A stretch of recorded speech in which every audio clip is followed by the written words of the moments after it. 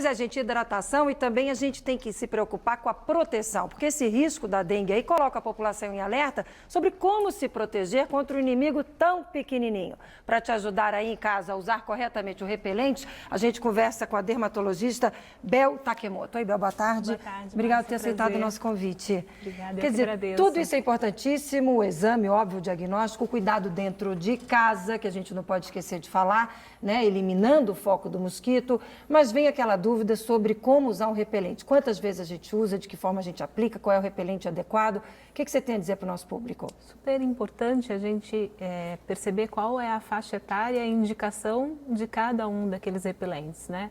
Então, o IR 35 para crianças com mais de 6 meses, com menos de 6 meses, nós não temos estudos, evidência científica suficiente para indicar, né?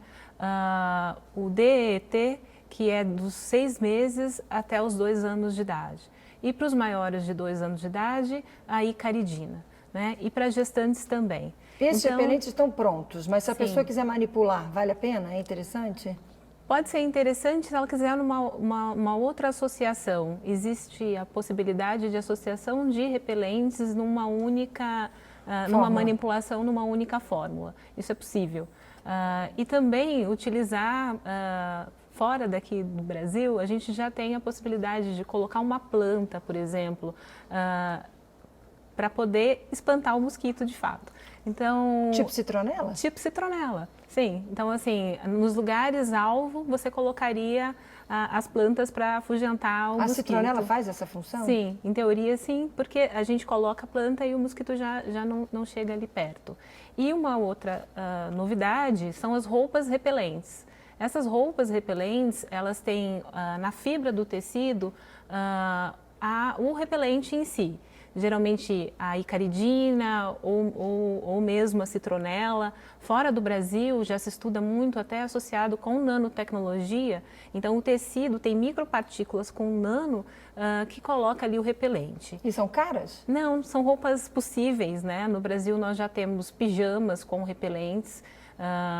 Até com citronela, e aí essa associação é interessante porque a criança vai dormir e os pais ficam um pouco mais tranquilos. Para não ter que estar repondo. É isso que eu queria te perguntar, a questão da reposição. De quanto em quanto tempo a gente tem que se preocupar em repor? Ela varia, né? E varia conforme os estudos. O ideal é que a gente sempre siga o rótulo do produto segundo o fabricante. Tem alguns repelentes que dão uma proteção de um tempo maior.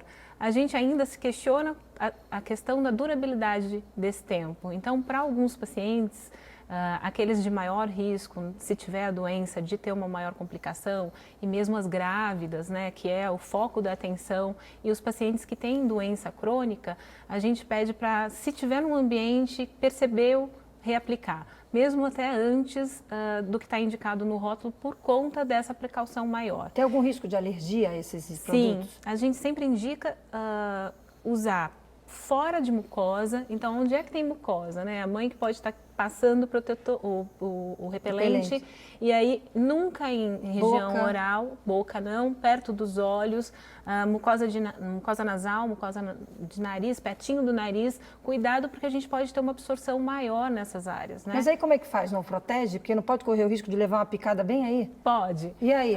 Mas em geral, quando a gente aplica o repelente, a gente faz a gente faz uma nuvem dessa proteção. E aí, por isso que é interessante não aplicar embaixo da roupa, né? A gente vê muito aplicando embaixo da roupa e colocando, você faz essa desconexão dessa área de névoa ou nuvem, e aí a gente não tem mais aquela proteção ideal. Então, o ideal o que é? Ideal é, se você for usar uma roupa repelente, coloca a roupa repelente, e se tiver uma área exposta, você aplica o repelente justaposto. Mas se não for roupa repelente? Se não for roupa repelente, aplica a roupa e coloca por cima. Sempre. Depois da roupa, você se veste e depois você coloca a proteção? Para você poder fazer essa nuvenzinha, essa névoa, que aí seria a ação realmente da proteção. Porque o filtro solar a gente tem que aplicar antes, né?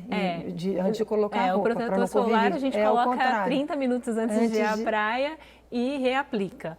né? E no repelente não. Falando em proteção solar, tem calor e chuva, aliás, clima que favorece muito a proliferação do mosquito. Para a gente fechar, qual é o alerta para quem já tem doença crônica? Se você tem alguma doença de base, você tem que se proteger contra qualquer picada. O Aedes está aí e ele não transmite só uma doença, transmite várias doenças graves que podem, na verdade, desestabilizar o quadro da doença crônica. Então, é fundamental que você exerça a proteção como um todo.